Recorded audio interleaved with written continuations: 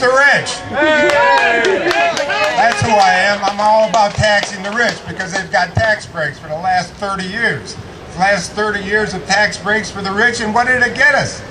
A recession, the Great Recession, right?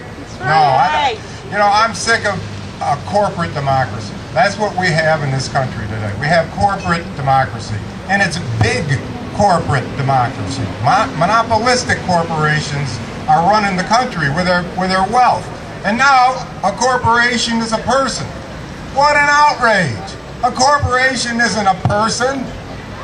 Give me its name as the person. Does it have a home? Come on, give me a break. A corporation isn't a person, but that's the ruling we got from our Supreme Court, which is an outrage. It's got to be fixed, and fair elections now is the only way.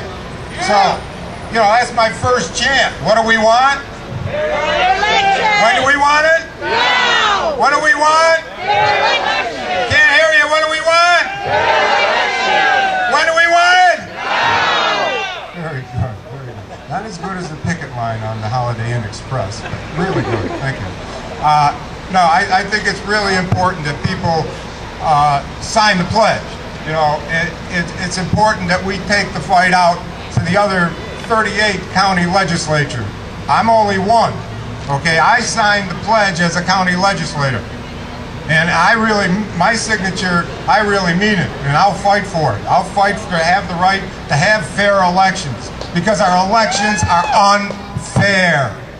Unfair. They're slanted to those that have the money. It's an outrage. They are corporate elections. We got to end corporations unlimited. I see some of the signs here. I'd like to, let everybody know what they are. Corporations are not people. Citizen-owned elections, I really like that.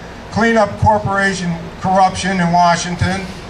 Corporate influence in Washington is a mess. Clean it up.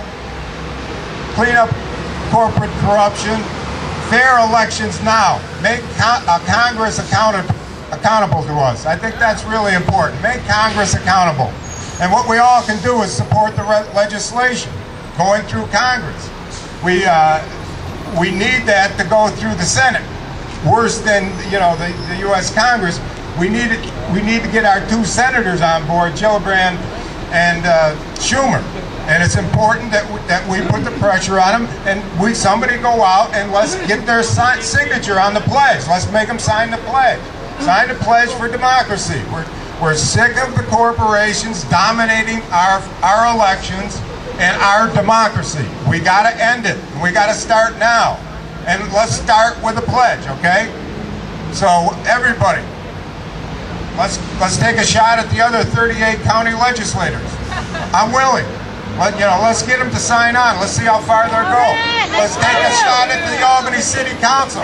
Let's see how far they'll go. Anton Konev is here, councilman for the Albany City Council. Anton. Yeah. He's proposed a good anti-war resolution. And what's the biggest thing affecting our budgets in the county, in the city? The war. The war is affecting our budgets. And people have got to connect the dots between the war and the budget crisis that are going on throughout the counties, throughout the cities, throughout the states. It's because we spend over 52% of our budget on the war.